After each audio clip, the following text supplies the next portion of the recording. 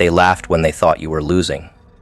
They smirked through your silence, convinced that stillness meant defeat. But the joke was never on you. It was in your restraint. You let them believe they were the architects of your downfall because you understood patience is the sharpest weapon in a fool's world.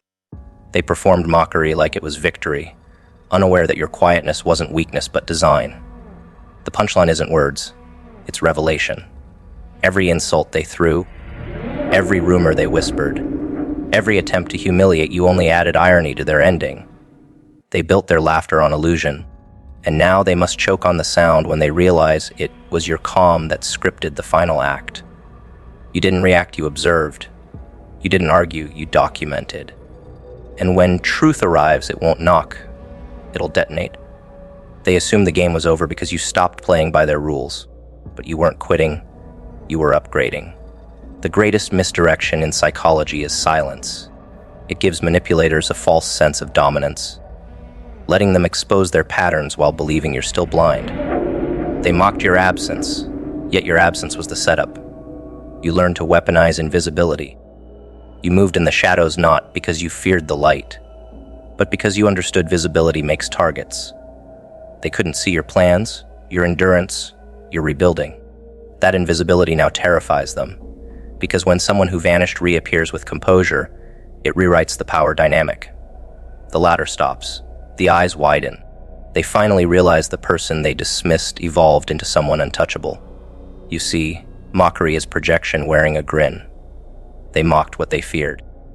They laughed at what they couldn't understand. And now those same people are choking on irony. They became the clowns in the circus they built for you. You never had to retaliate, because life has a way of returning energy with mathematical precision. While they performed for attention, you prepared for longevity. You studied their habits, their tells, their weaknesses. You didn't crave applause, you built results. The joke they tried to make of your name is now the headline of their regret. They forgot that time doesn't laugh with them, it keeps receipts. And when karma starts collecting, every smirk turns into silence. What they'll never admit is how much your composure unsettles them. They expected rage, reaction, chaos. What they got instead was elegance. The human mind is wired to find balance, but when someone refuses to play the emotional game, manipulators lose their footing. You became the mirror they can't face. Your calm exposes their noise. Your stillness reflects their desperation. You didn't just beat them, you outgrew them. That's the sting of the punchline. You didn't destroy them with revenge, you destroyed them by not needing it. They called you too quiet, too strange, too detached. Now they call you unpredictable. And unpredictability in a world addicted to control is the ultimate terror. There's a peculiar power in letting people underestimate you. They show their true selves faster. They grow careless in their arrogance, and you, the observer, turn insight into weaponry. Every moment they thought they humiliated you was a test of their own restraint, and they failed it miserably. You played the long game while they chased temporary satisfaction. They performed cruelty while you collected data. They forgot that intelligence thrives in shadows. And when truth emerges, it doesn't need to announce itself. It simply dismantles illusions. You didn't need vengeance. You needed clarity. And clarity, when sharpened, cuts cleaner than any blade. The punchline was never about payback. It was about revelation. People reveal who they are when they think they've won. The loudest ones always expose the most insecurity. The cruelest jokes always come from the most fragile egos. You watch them dance in their own delusion, mistaking laughter for control. But control never belonged to them. It belonged to whoever stayed composed long enough to see through the mask. That was you. You learned that true dominance is psychological. It's not in shouting louder or striking first. It's in letting their arrogance build a stage, and then watching as it collapses under their own applause. They will call you lucky, as they always do when intelligence outperforms aggression. But deep down, they know it wasn't luck, it was calculation. You saw their patterns before they became predictable. You read their tone, their timing, their habits. You studied silence like scripture and spoke only when necessary. That's what separates the calm from the chaotic. The ability to delay satisfaction for strategy. You didn't just survive the joke, you mastered the art of irony. Every insult they weaponized became fuel for your refinement. Every betrayal became proof of their weakness. You didn't win by fighting, you won by thinking. Their confusion now is exquisite. They can't trace your steps because they never paid attention when it mattered. They were too busy laughing, too entertained by their own noise. They thought they understood you. They thought you'd break publicly, crumble visibly. They didn't realize that breaking in private means rebuilding stronger. You weren't shattered, you were reforged. And now that you've returned, they can't categorize you anymore. You've become both the memory of their arrogance and the symbol of what they'll never be. The sting of the punchline is permanent because it's not about loss. It's about recognition. Recognition that they were never as powerful as they imagined. They'll try to rewrite the story. They'll pretend they always supported you, that they always believed. But truth has a way of erasing performance. The same mouths that mocked you now struggle to speak around your success. You don't need to remind them. Your existence does that effortlessly. Every accomplishment of yours is an echo that reminds them where they failed to evolve. You became the embodiment of their lesson, and lessons always humble the loudest. They can't unsee what you've become, and that's the cruelty of consequence. It lingers longer than laughter. They built the world around your humiliation.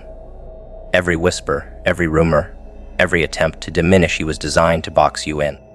They thought if they crafted the narrative first, you'd be forced to live inside it. But stories built on deceit never hold weight. Slowly, quietly, you changed the gravity of that world. You stopped fighting inside their script and started rewriting the entire play. The same spaces that once amplified their mockery now echo with judgment, not against you, but against them. The audience they once manipulated now sees through the act. They crafted the courtroom themselves, yet forgot they were the defendants. You didn't need revenge, you needed patience. Truth works like a slow poison. It takes time, but it never fails. You learned the power of stillness in chaos. When they screamed louder, you spoke less. When they threw shade, you stood taller. That stillness made them panic because it exposed how shallow their noise truly was. In a world obsessed with attention, silence becomes a mirror. The more you withheld your energy, the more their ugliness showed. Their performances lost rhythm because you refused to react. They were desperate for conflict to validate their existence, but you denied them the satisfaction. Slowly, their own words began to contradict each other, their narratives to collapse. And without realizing it, they turned their stage into a courtroom where the spotlight burned only them.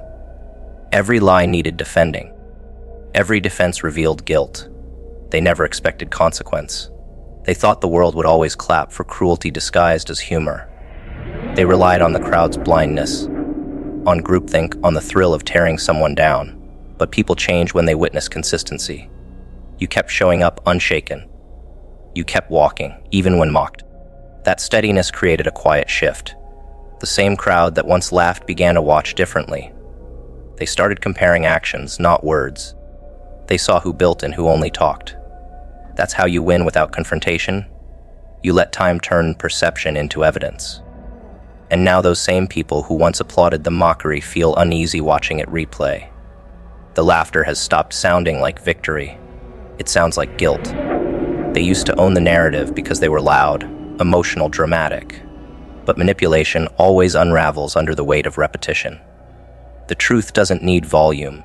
It needs endurance. You gave it both. Their energy decayed because deception consumes itself. You didn't need to expose them. Their contradictions did that for you. Every exaggeration they made, every false claim they spread, became a documented trail of their insecurity. You remained steady, composed, focused. And now, what they once called storytelling looks like testimony. The witnesses are watching, the facts are forming, and the world they built has turned into evidence against them. There's a strange irony in the way justice works. It rarely announces itself with a gavel. It creeps in through silence. The ones who laughed at you now flinch when your name comes up, not because you attacked them, but because you didn't. Indifference is the ultimate indictment. It tells the world you were never competing. You were evolving. That calm haunts them. They can't accuse someone who never fought back. They can't destroy someone who's already detached. And that's the beauty of true power. It doesn't seek retribution, it becomes revelation. They wanted to define your story, but you outlasted their version. That's the verdict they can't appeal. Now, every eye that once looked down on you looks at them differently. Their credibility dissolves, because the illusion depended on your silence being weakness, not wisdom. But you played the long game. You understood that time tests everything, motives, masks, and integrity. They built a courtroom to ridicule you, but truth is a patient witness. It doesn't rush to speak, it waits until all noise dies down. And now, with every failed attempt to save face, they expose themselves further. They wanted entertainment. What they created was evidence. You didn't defend yourself. You let them confess through action. You've become the embodiment of their consequence. They see your composure as judgment, your success as punishment. That's the part they can't accept. You didn't just survive their world, you made it irrelevant. Their strategies only worked on the knave, the impulsive, the insecure. But you've grown past those phases. You see patterns before they form. You read motives before they unfold. They can't weaponize perception anymore, because you've already mastered perspective. That makes you untouchable. Their courtroom turned from stage to cage, because they can't manipulate the crowd without contrast. And you've become too self-assured to give them one. They tried to build a culture around mockery, but cruelty always ages poorly. What once felt like dominance now feels like decay. They live in fear of being seen the way they once made you appear, mocked, dismissed, small. They taste their own tactics now, and the flavor is bitter. You don't need to celebrate their collapse, it's self-inflicted. You've moved on, but their guilt hasn't. They linger in memories of how they treated you, replaying words they can't take back. And while you keep building quietly, they keep unraveling publicly. You became the measure of karma without ever claiming the title. The courtroom metaphor isn't about revenge, it's about reflection. They see your growth and it convicts them. They see your strength and it exposes their weakness. Every success of yours feels like a testimony they can't refute. Every act of grace feels like evidence they mishandled power. They built a mockery empire and forgot that empires collapse when truth walks through the gates. You never swung the sword, they fell on it themselves. And now, when they talk about you, it sounds less like gossip and more like confession.